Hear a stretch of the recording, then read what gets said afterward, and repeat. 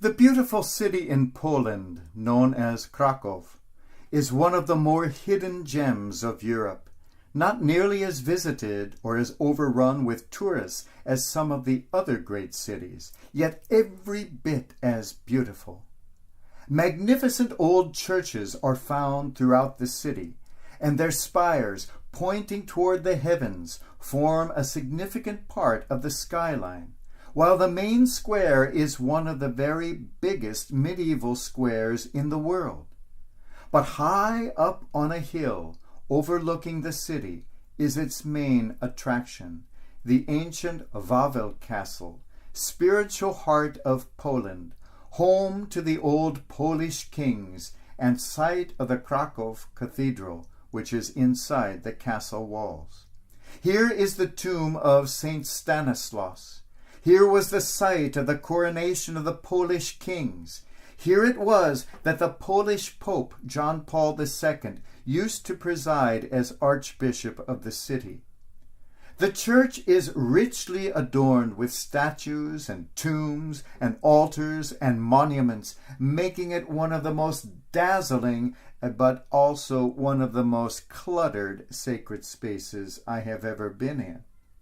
There are many interesting things to see in the cathedral, but perhaps the most popular destination of first-time visitors is found not exactly in the cathedral, but above it.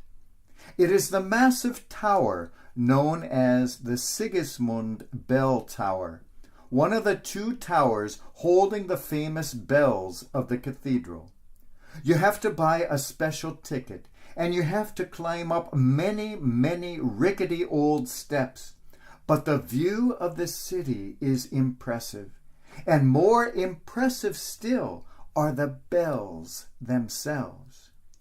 In this tower, there are 5 of them, each very old, and each with its own sound, its own history, and one might say, its own personality. Yes, bells have personalities, often more than priests do. But it is the bell at the top that everyone wants to see. A massive beast, the Royal Sigismund Bell, one of the largest in the world. Cast in 1520, it weighs 28,000 pounds, and its majestic deep voice, bellowing out an F sharp, can be heard 50 kilometers away on those important occasions when it is rung. 12 strong bell ringers are needed to swing it, 6 on either side pulling ropes attached to its yoke. The men ringing the bell are often pulled off the floor by the strength of the swinging bell, and some have even been thrown out the window to their death by the bell they were trying to ring. A man might imagine he is controlling the bell, but it is always the bell who controls the man. Just look at your cell phone. Big Sig is rightly called the king of Polish bells and the ruler of Polish hearts. For 500 years, it has not only witnessed, but has announced and even created the important moments of history.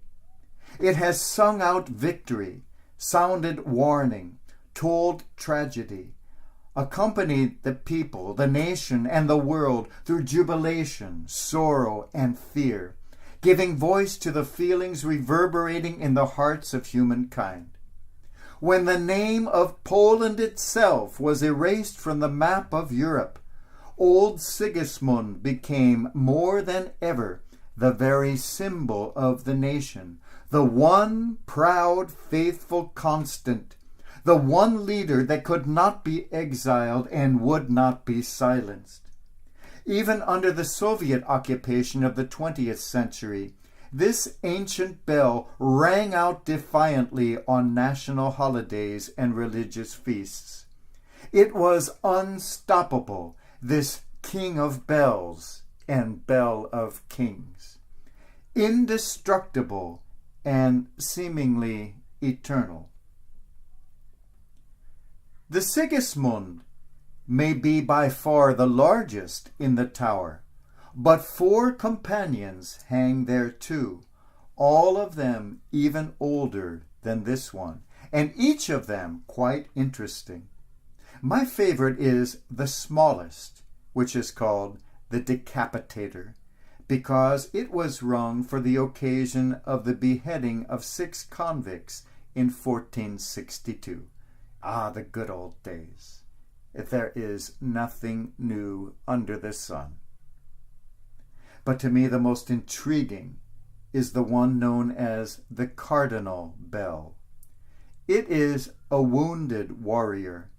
This poor bell, which had been faithfully singing out its tune since 1455, was minding its own business one day in the 19th century when suddenly the 660-pound clapper of the great Sigismund broke, and a huge shard of it came crashing down into the cardinal. Suffering substantial damage, the poor cardinal was never the same again. Who would have thought the mighty Sigismund, so powerful, so venerable, and so respected, could possibly have a flaw, could possibly break? And who would have thought that that flaw, that break, would cause untold damage beyond itself and take the little ones along with it? Who would have thought that the mighty of this world, the mighty of this church, so powerful, so venerable, and so respected, could possibly have flaws, could possibly break, could possibly fall? And yet they have. And yet they do.